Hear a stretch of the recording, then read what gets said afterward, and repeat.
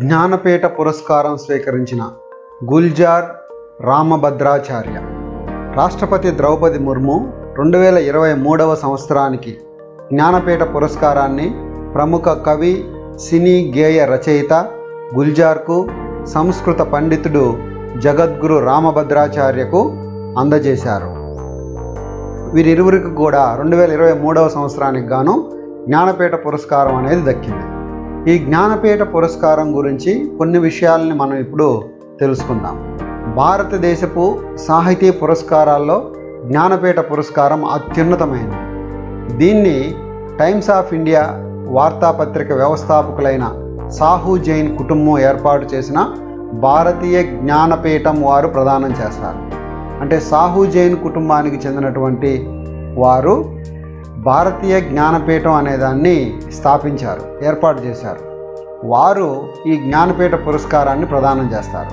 ఇదే భారతదేశంలో సాహిత్యానికి సంబంధించినటువంటి అత్యున్నతమైన పురస్కారం. వాగ్దేవి కాంస్య ప్రతిమ, పురస్కార పత్రం, 11 లక్షల రూపాయల నగదు ఈ పురస్కారంలో భాగం. ఇప్పటి వరకు కన్నడ రచయితలు అత్యధికంగా 8 సార్లు ఈ పురస్కారాన్ని అందుకున్నారు. ఇక్కడ మనం తెలుగు రచయితల గురించి, తెలుగువారు ఎన్నిసార్లు ఈ పురస్కారాన్ని అందుకున్నారు, ఆ అందుకున్నటువంటి వ్యక్తులు ఎవరు అనేది తెలుసుకోవాల్సి ఉంది. ఇప్పటి వరకు జ్ఞానపీఠ పురస్కారం పొందిన తెలుగు రచయితలు 1970లో విశ్వనాథ సత్యనారాయణ రామాయణ కల్పవృక్షం అనే రచన చేసి ఉన్నారు. అలాగే 1988లో డాక్టర్ సి నారాయణ రెడ్డి విశ్వంబర రచన చేసి ఉన్నారు. 2012లో రావూరి భరద్వాజ పాకుడు రాళ్ళు, మాయాజాలతారు అనేటువంటి రచనల్ని చేసి ఉన్నారు. ఇది జ్ఞానపీఠ్ అవార్డుకి సంబంధించినటువంటి ప్రైమరీ ఇన్ఫర్మేషన్. ఇంకా మనం విస్తృతంగా తెలుసుకోవాల్సినటువంటి అవసరం ఉంది. ఇప్పుడు 2023 సంవత్సరానికి సంబంధించి జ్ఞానపీఠ అవార్డుని ప్రదానం చేశారు కాబట్టి మనం కరెంట్ అఫైర్స్ని బేస్ చేసుకుంటూ స్టాండర్డ్ జీకేని చదవాల్సినటువంటి అవసరం ఉంది. ఇప్పుడు మనం జ్ఞానపీఠ అవార్డు 2023వ సంవత్సరానికి జ్ఞానపీఠ అవార్డు పొందిన వ్యక్తుల గురించి కొంత సమాచారం తెలుసుకోబోతున్నాం. గుల్జార్, ఈయన అసలు పేరు సంపూర్ణ సింగ్. ఈ సంపూర్ణ సింగ్ అలియాస్ గుల్జార్ అనేటువంటి ఆయన ప్రస్తుత పాకిస్తాన్ భూభాగంలోని దినాలో సిక్కు కుటుంబంలో జన్మించారు. దేశ విభజన తర్వాత అతని కుటుంబం ఢిల్లీకి వలస వచ్చేసింది. హిందీ సినిమాల్లో గొప్ప గేయ రచయితగా పేరు తెచ్చుకున్నారు. ఈయన అద్భుతమైన ఉర్దూ కవుల్లో ఒకరిగా పేరుంది ఈయనకి. అస్సాం కేంద్రీయ విశ్వవిద్యాలయానికి ఉపకులపతిగా కూడా ఈయన వ్యవహరించాడు కొంతకాలం పాటు. అనారోగ్య కారణాలతో ఈ కార్యక్రమానికి హాజరు కాలేకపోయాడు. ఈయన వయసు 90 సంవత్సరాలు.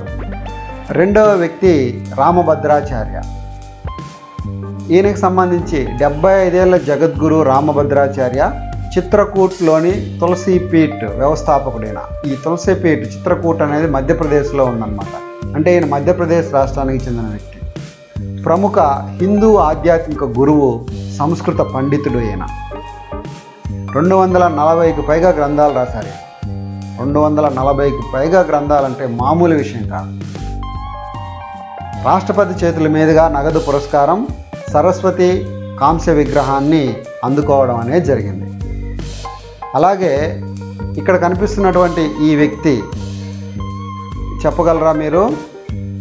ఈయన 2024వ సంవత్సరానికి జ్ఞానపీఠం అవార్డుని అందుకోనున్నారు.